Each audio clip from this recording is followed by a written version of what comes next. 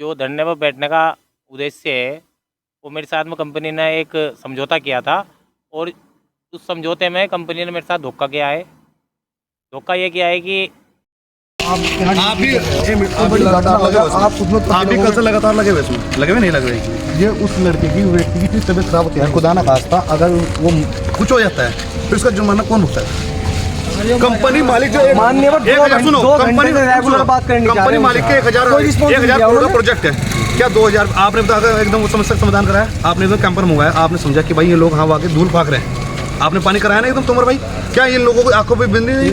ये लोग हंस के हमारे मजाक उड़ा रहे हैं। हम व्यवस्था और वो ऐसा बड़ी घटना का इंतजार करने तोमर भाई ये बात तो बताइए। अरे हम कह रहे हैं ना, हम व्यवस्था करवाते हैं। आपका तो हम एहसान मान रहे हैं कि आप व्यवस्था करा रहे हैं, पर ये लोग हंस के हमारे मजाक उड़ा रहे हैं। अरे तो इनको छोड़ो ना, हम करवा रहे हैं भाई, कंपनी वाला व्यवस्था हमारी है ना। आजाद समाज पार्टी जिंदाबाद, आजाद समाज पार्टी जिंदाबाद। सतेंद्र राणा को न्याय दो, सतेंद्र राणा को न्याय दो, सतेंद्र राणा को न्याय दो। बैठे हैं आप धरना पर? सबसे पहला आपको क्रांतिकारी जय भीम और आपका बहुत बहुत धन्यवाद मीडिया बंधु का जो आप आए। मेरा जो धरने पर बैठने का उद्देश्य है वो मेरे साथ में कंपनी ने एक समझौता किया था और उस समझौते में कंपनी ने मेरे साथ धोखा किया है। धोखा ये किया है कि समझौता क्या था पहले ये बताएं आप। समझौता मेरा ये था कि ये एक मेरा समझौता पत्र है जिसमें एसडीएम और डीएम ने और यहाँ के सीओ साहब ने मेरा एक खोखा धरवा था, जो कंपनी में 2009 से लेकर 2015-16 तक मैं काम करता था, जिसमें मुझे 15,000 रुपये सैलरी मिलती थी। फिर इन्होंने मुझे बिना नोटिस के कंपनी ने बाहर निकाल दिया। फिर मैंने एक धरना प्रदर्शन किया था। उस धरना प्रदर्शन में ये समझौता हुआ था जिसमें एसडीएम साहब ने और सीओ साहब ने कहा था कि कंपनी आपको एक बाहर खोखा बना के देगी, बिजली पानी की व्यवस्था होगी और उसका क्या नाम है, निरंतर आपका कार्य चालू रहेगा। लेकिन ये सिर्फ समझौते तक ही सीमित रहेगा, कागजों तक ही सीमित रहेगा, धरातल पर इसमें कुछ नहीं हुआ। मुझे इन्होंने बहुत परेशान किया गया, मेरा बिजली का बिल भी बहुत ज़्यादा होगा, मुझे पानी पीने के लिए तक भी रोका गया। फिर मैं परेशान हो गए, मैं डीएम हरिद्वार दीपक रावत जी के पास गया। मैंने उनके बारे में बहुत अच्छा सुना था, तो उन्होंने न्याय देते हुए मुझे 12,000 रुपये महीना की ये कहा था कि आपको 12,000 रुपये महीना कंपनी आपको 2 मजदूरों का वेतन देगी। उस वेतन में भी कंपनी ने मुझे ढूल मूल रवैया अपना तय करते करते कोरोना काल तक लिया। कोरोना काल में मेरा खोखा गवर्नमेंट के गाइडलाइन के अनुसार बंद कर दिया गया, जो जरूरी भी था। तो फिर जैसे वातावरण सामान्य हुआ, डिसीज़ कम हुई, तो फिर मैंने उसके बाद खोखा खोलने के लिए आया, तो कंपनी ने मुझे खोखा खोलने को मना कर दिया। उसके बाद मैं धीरे धीरे अपना संगठन के पदाधिकारियों को बोलता रहा। अब जब मैं ज़्यादा परेशान हो गया हूँ, मजदूरों का वेतन भी बहुत बढ़ गया है, बिजली का बिल भी बहुत बढ़ गया, कर्जे में आर्थिक मंदी में बहुत ज़्यादा आ गया हूँ, ये लोग मेरी बात को कोई सुनने को तैयार नहीं है। फिर मैंने प्रदेश अध्यक्ष जी के सामने अपनी बात रखी, प्रदेश की पूरी कमेटी के सामने अपनी बात रखी, जिसमें हमारे प्रदेश अध्यक्ष आज़ाद समाज पार्टी, प्रदेश अध्यक्ष भीम आर्मी और प्रदेश अध्यक्ष स्टूडेंट फेडरेशन के वसीम गुफरान जी थे। इन्होंने सभी ने फिर एक निश्चित आंदोलन के लिए एक डेट दी, जो 5/11/2024 थी, जिसका आज 3रा दिन है। आपको क्या लगता है आपका ये धरना प्रदर्शन देखो, अगर ये होता मेरा धरना प्रदर्शन तो शायद मैं कामयाब होता नहीं होता, लेकिन ये धरना प्रदर्शन चंद्रशेखर आज़ाद, विनय रतन जी की टीम का है, भीम आर्मी भारत एकता मिशन और आज़ाद समाज पार्टी काशीराम के सिपाहियों का ये एक धरना प्रदर्शन है। तो इसमें कामयाबी तो जरूर मिलेगी, और ये कामयाबी के लिए नहीं है, ये एक मजलूम, एक लाचार और एक अन्याय के खिलाफ ये धरना प्रदर्शन है।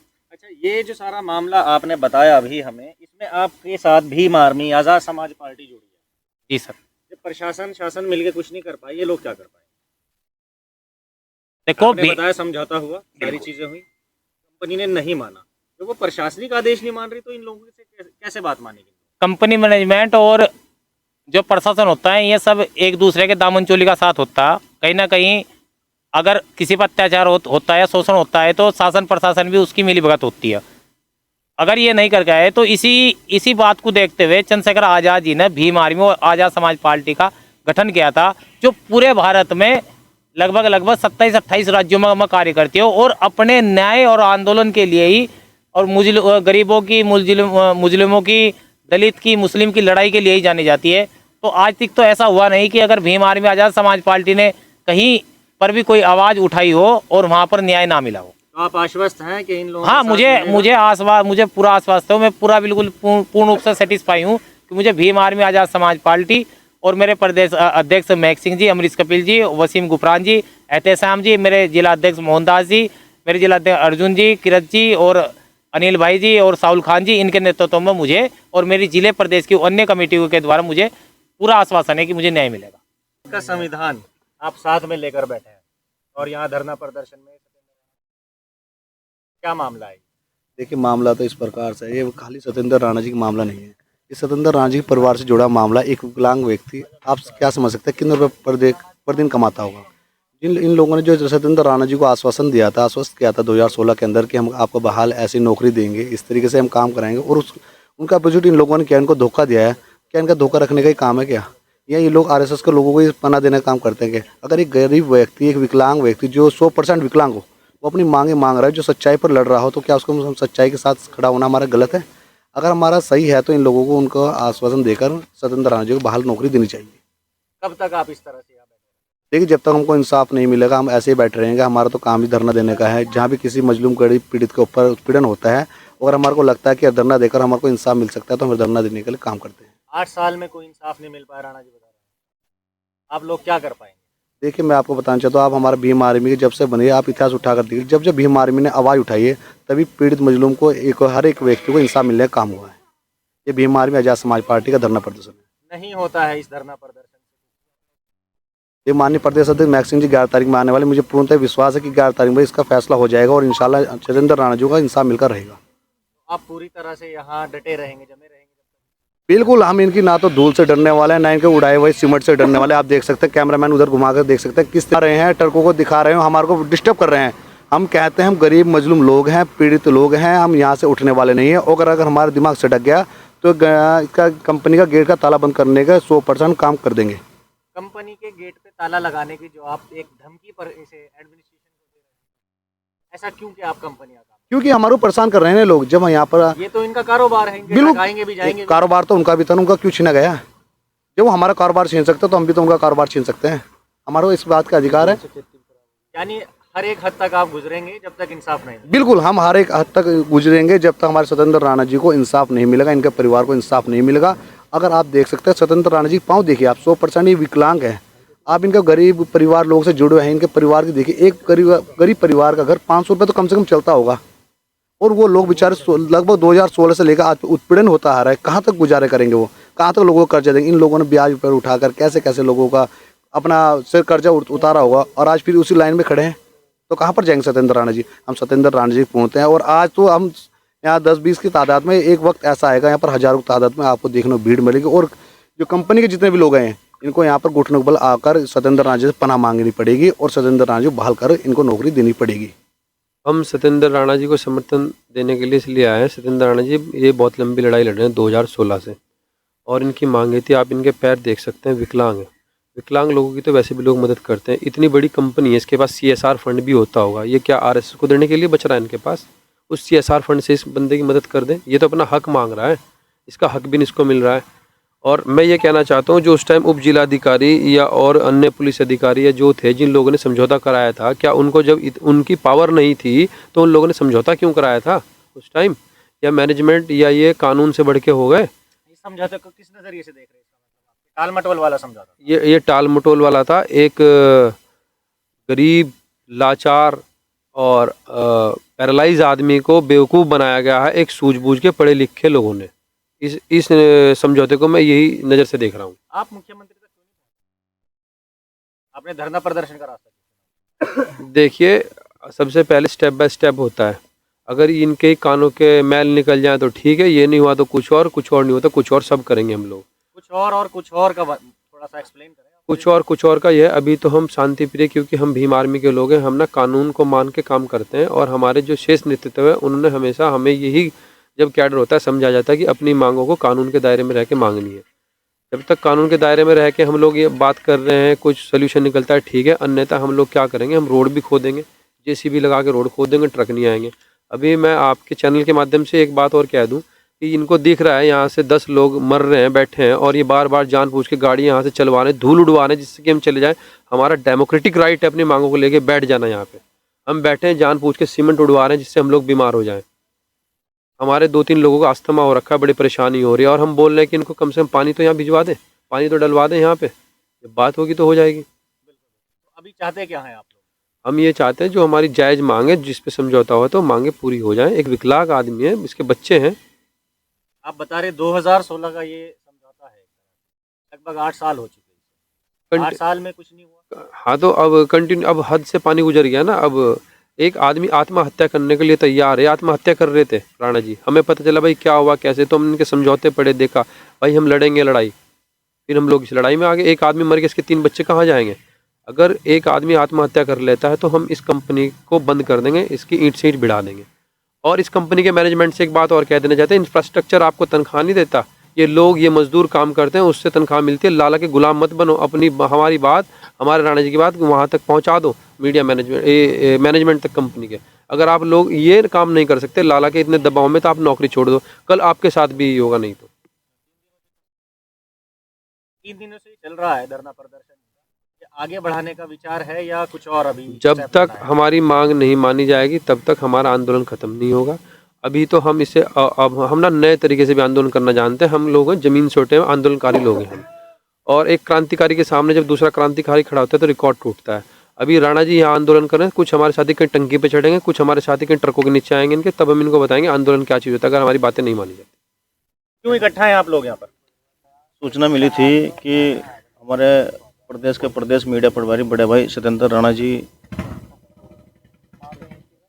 श्री सीमेंट कंपनी लक्सर पर एक धरना दिया गया, और ये धरना इसलिए दिया गया क्योंकि लगभग सन 2016 से ये इस कंपनी में कार्यरत थे, और इनकी मांगों को, जो इनकी मांग थी वह नहीं मांगी गई, और कंपनी मैनेजमेंट ने इनसे वादा किया था कि आपको हर महीने 12,000 रुपये सैलरी दी जाएगी।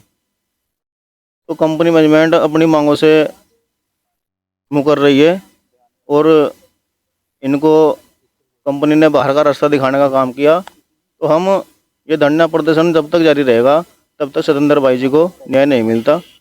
और भीम आर्मी भारत एकता मिशन किसी परिचय के मोहताज नहीं है, क्योंकि जब जब भीम आर्मी ने किसी पीड़ित की, दलित, पिछड़ों की, मुस्लिमों की आवाज़ उठाई है, तब तक उन्हें न्याय मिला भी है।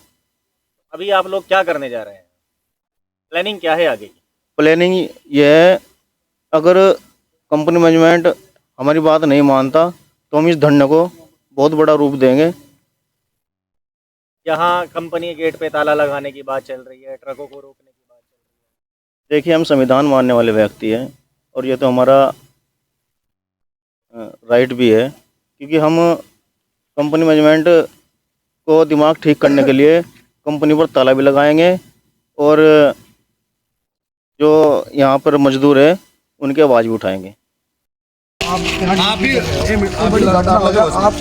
कल से लगातार लगे हुए इसमें, लगे हुए नहीं लगे हुए? ये उस लड़के की, व्यक्ति की तबीयत खराब होती है, खुदा ना खास्ता अगर वो कुछ हो जाता है फिर उसका जुर्माना कौन होता है? कंपनी मालिक जो माननीय सुनो, कंपनी मालिक के 1,000 करोड़ का प्रोजेक्ट है।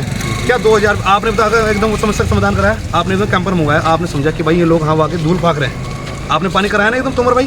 क्या इन लोगों को आंखों पे बिंदी नहीं? ये लोग हंस के हमारे मजाक उड़ा रहे हैं। हम व्यवस्था और वो ऐसा ना बड़ी घटना का इंतजार करने। तोमर भाई ये बात तो बताइए। अरे हम कह रहे हैं ना, हम व्यवस्था करवाते हैं। आपका तो हम एहसान मान रहे हैं कि आप व्यवस्था करा रहे हैं, पर ये लोग हंस के हमारे मजाक उड़ा रहे हैं। अरे तो इनको छोड़ो ना, हम करवा रहे हैं भाई, कंपनी वाला व्यवस्था हमारी है ना, हम करवा रहे हैं और बाहर आने दे रहे मजदूरों को। सुनो,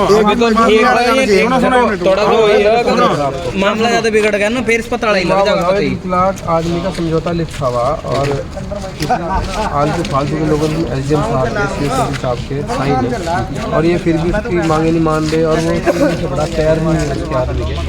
अस्थमा का बीमार है, और ये जान पूछ के यहाँ ट्रक चलवा रहे।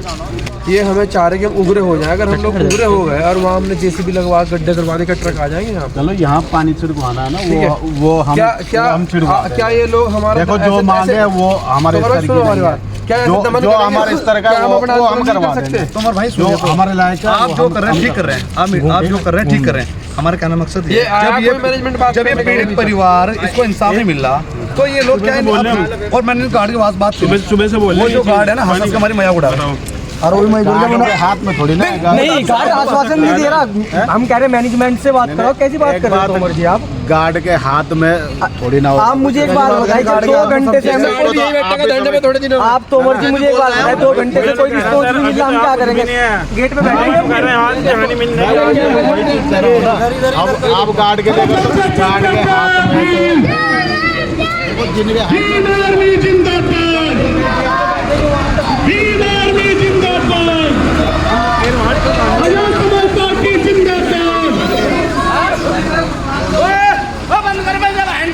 बहुत दिन होगी वीडियो रोको।